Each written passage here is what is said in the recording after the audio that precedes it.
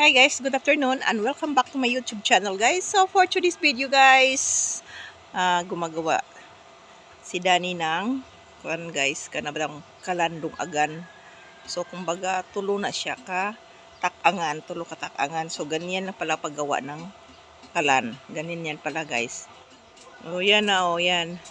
So tulo na siya nga salangan dito sa naiuna, gitna duha, ikatulo yung sa dulo. So ayan oh. Yun yung kalan. Paano na siya sa kuan pohon para sa pista na pohon. Yan oh.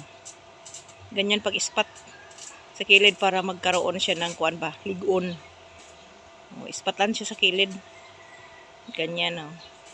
So kabilaan yung sa gitna na yung doon na lang yung hindi pa na kumpleto ang ispat ana. So ang kailangan pud ana kanang dagkong kabilya. Lipat na naman din siya sa kabila. So hinanglan pud na putulon. So na siya pamputol.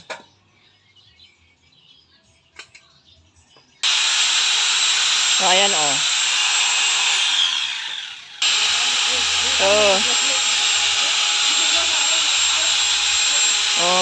Nagiputol na niya oh. Yan ang giputol diha para makakuan.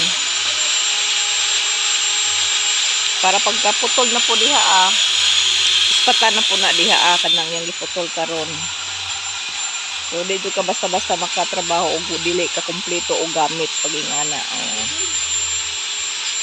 Naman hupog ni kay matod pa ni papa nga kung saon na nato nga ija naman ang nakuha na si Jana ispatan na spikas o panghinayang na ka ba? Hinayang lagi ko. Panghinayang na.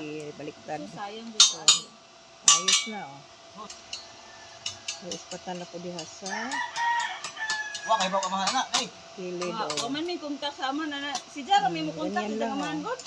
Apit na mahuman, gamay na lang. Adto nang kam sa pagbahala na.